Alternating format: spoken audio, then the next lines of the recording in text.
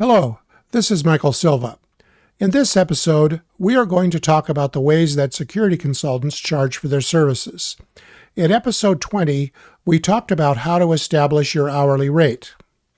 Once you have established your hourly rate, you need to determine how you intend to charge your clients for your services. There are 5 methods used by independent security consultants to charge for their services. These include the straight hourly method, the straight hourly with estimate method, the straight hourly with not to exceed amount method, the fixed fee amount method, and the retainer fee agreement method. Let's talk about each of these methods in more detail. Straight hourly method. Straight hourly is the simplest way to charge for your services. The client tells you what they want, and you quote them your hourly rate. You do what's needed and send them an invoice for your total hours. This method is commonly used when you have worked previously with a client and established a level of trust. This method is seldom used with new clients because they would likely be uncomfortable with the open-ended nature of the arrangement. The next method is the straight hourly with estimate method. When this method is used, the client calls you in and tells you what they want done.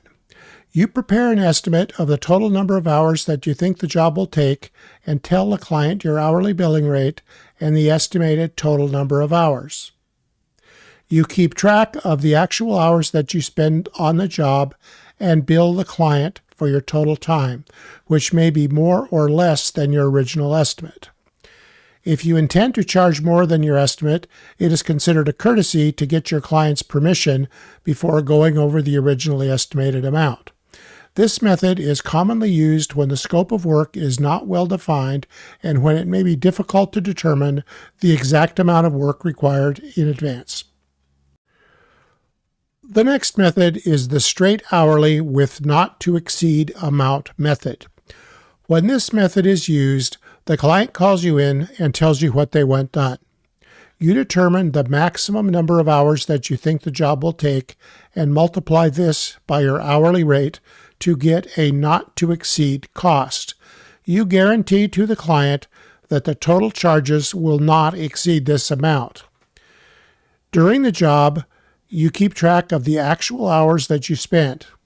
If the actual hours are less than your estimate, the client pays only for the actual hours.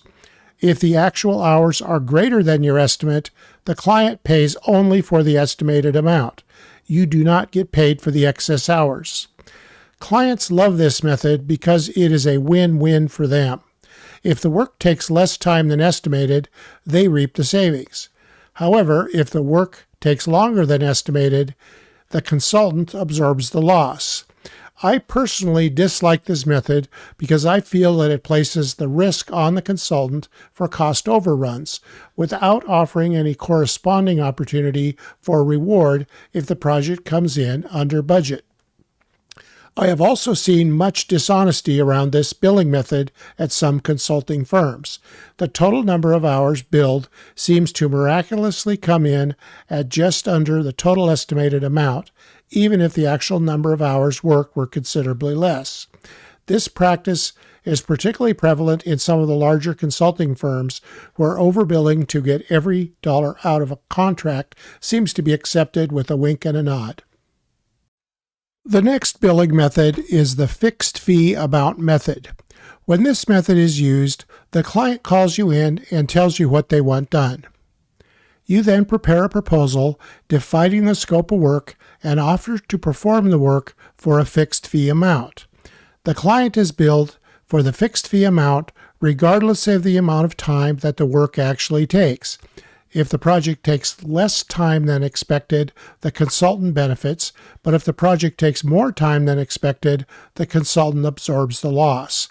The fixed fee method of billing is sometimes also known as flat rate billing or lump sum billing. Many clients like fixed fee billing because they know in advance exactly what they will be paying. Many consultants hesitate to use the fixed fee method because they are afraid of cost overruns, but by playing it safe are denying themselves the potential upside when a project can be completed under budget. I personally prefer the fixed fee billing arrangement and try to use it on every project that I can. The final method is the retainer fee agreement method. Some clients want to have a security consultant on call at all times and are willing to pay a monthly fee to make this possible. For example, many security consultants now offer what is known as Security Director as a Service, sometimes abbreviated SDAAS. They offer this to smaller organizations who don't have a security director on staff but still need someone to handle security issues when they arise. To obtain this service, the client agrees to pay the consultant a fixed amount each month and is guaranteed a certain amount of the consultant's time. For example, a client might pay the consultant a monthly fee of $4,000.